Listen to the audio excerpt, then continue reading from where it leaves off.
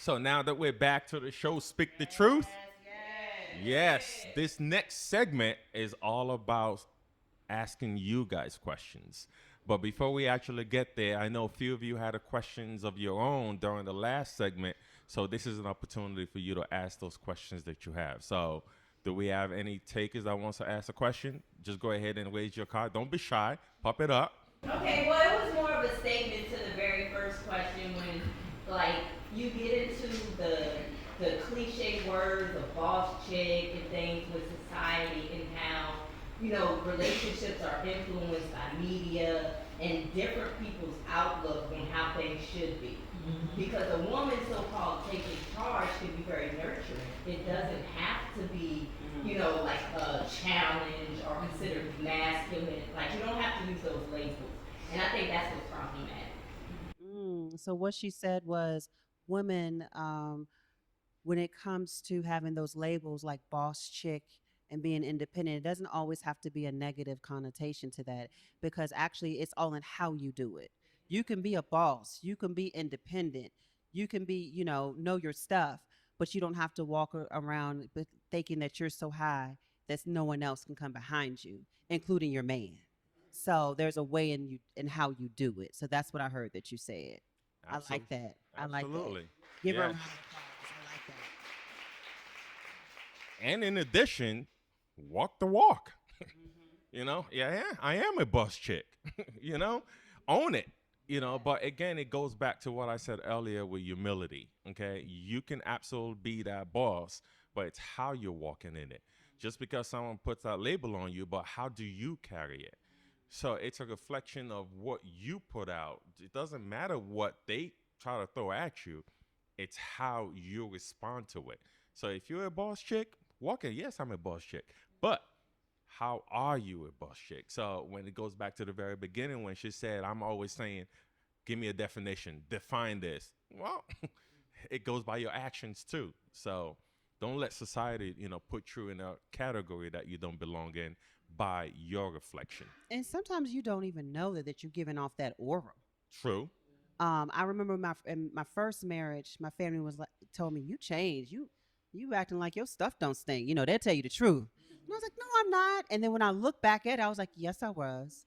I didn't know I was walking like that." So sometimes you got to be checked.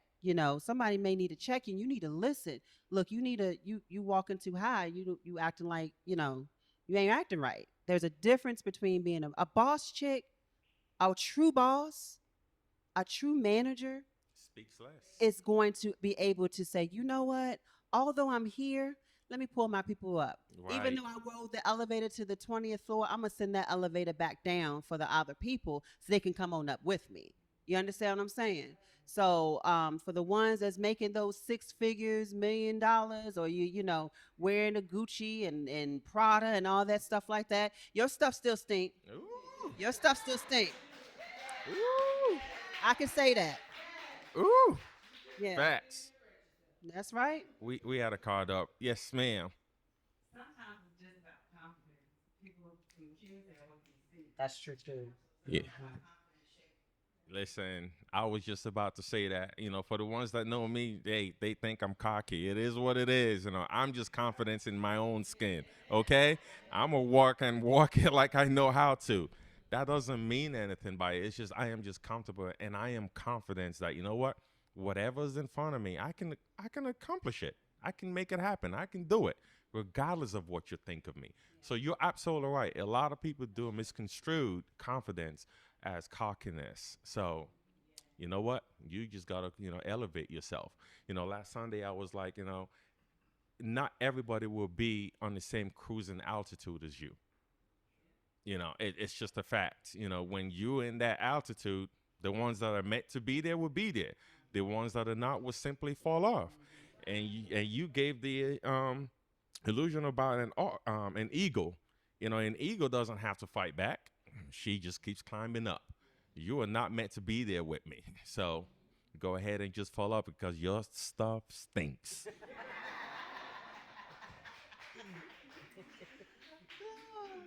What other questions y'all have? Anything else from earlier? Yes, sir. All right. This is comment slash statement with women what you were saying. Now, people look at women as being, some women as being bossy. Mm-hmm. If I would like my lady, my woman, my lady, to be challenging. Hmm. Okay. Okay. I see. You I know, see. like My wife. if you're not challenging to me, then we can't go together. Ah. Whew. If I'm not challenging to her, then how we gonna meet that equilibrium? I like that.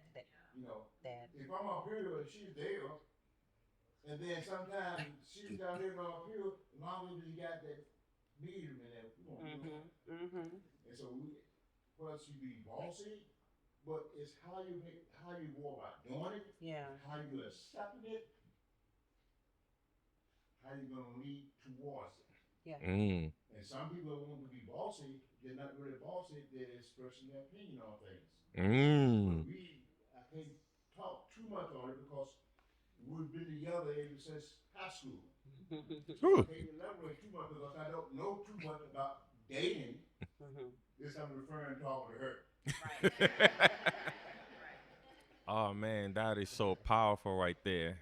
Absolutely. I mean, just understanding what you just said as far as, challenging you, and that comes with a great understanding of understanding your partner, because when you are equally yoked, it is okay for you two to challenge each other to bring each other to the next level.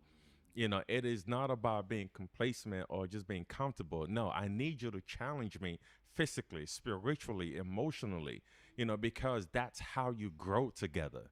There's been so many times, we challenge each other, because we are not comfortable where we are, So, what is it that you're thinking? Communicate with me, challenge me. If I'm doing something wrong, it's not that you're bossing me around, you're communicating with me so that way I can elevate myself. And you're absolutely right. A lot of people misconstrue that as being bossy. No, it's just she wants the best for me. So she's challenging me to be the person that she sees in me that I don't even see in myself. Yeah. And that goes both ways. I will, she say or do something and I'll check her like, and then she comes back. Okay, you got that. It's all about that communication. Yeah. Go ahead. Yeah. What you got? So I have so many questions, but I only ask this one. How would you explain being equally yoked? What does that mean? Because a lot of times when you hear being equally yoked, it's referring to in the in the faith, right? So I'm Christian, they're Christian, right? But what is equally yoked? What does that mean to you? So the question is, how do you explain what is equally yoked? So, do you mind if I go first? So to be equally yoked, to me, it's very simple. You have some that wants to break everything down. But in the scripture, it tells you that, what, God took the time to take the rib out of a man to make a woman. So at that point, you are coming together as one. You are equally yoked. But there's a lot of characteristics that also comes in play with that. For example, if there's two people that are in a relationship, but you don't have no communication, you don't have no understanding, you don't see eye to eye, you can't even stand one another, you are not equally yoked.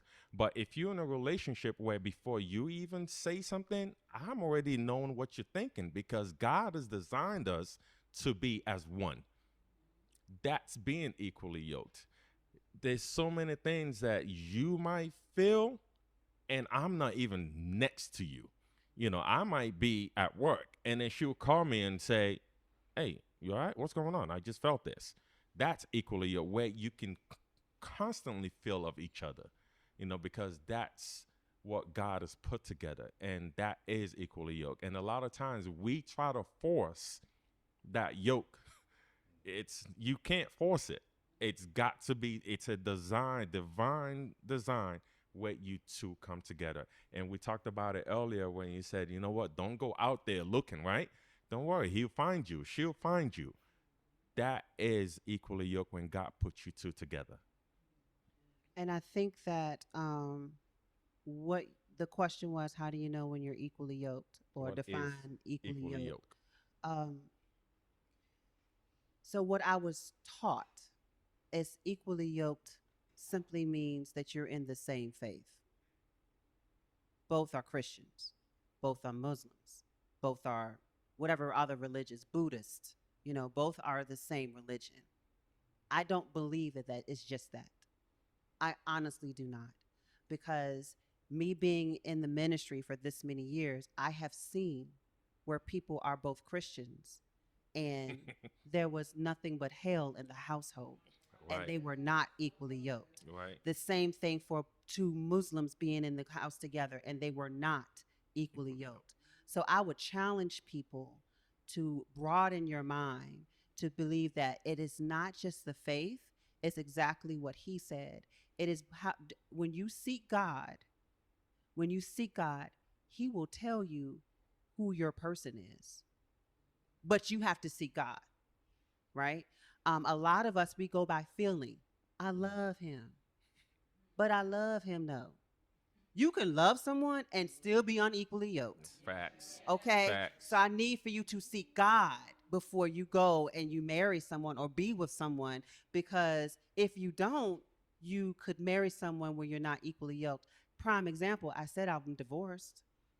We were unequally yoked, and it wasn't that he was not a Christian. He was. It's just that it wasn't this. It wasn't this for whatever reason it may be. So I just want to challenge you to seek God and allow God to show you who your person is. And he'll show you. He speaks to you. The question is, are you listening? Hmm. Or is that the answer that when you ask God for something, he provides always, you know, but what he provides might not be what you want. Yep. So you want something. It's just like, Bishop always said, and we always say this in our church, when you ask for something, you ask with supplication, right? Meaning you be specific when you ask for something. So when you say, God, I want a new car, it's okay. He might give you a car with 3 wheels, but it's a new car because you was not specific, right? So be specific when you talk to God, and he will provide all your needs. You There's got a to have the hand. spirit of discernment too. You're asking God to discern, right? So that way you'll know who that person is. And another thing that came to mind was not just in a relationship, it should be in all of your relationships, in your friendships, in your connections. I had no clue why I reached out to Amanda back there to write that book, the chapter on secure. Little did I know that it would connect me to Joy. Joy, who's doing the videography today. Little did I know that it would connect me to so many different people so the ministry can move forward, so we can create things. So you got to have that spirit of discernment every day, not just in a relationship. I'm sorry, we had somebody else with a hand. Young man, TJ.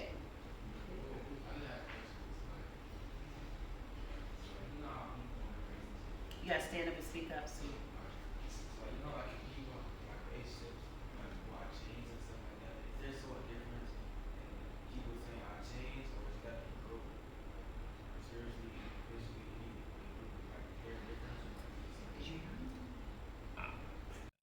I'm going to repeat what you said just to make sure that I understand your question. I think you said that people in a relationship, they asked if you have changed or have you grown.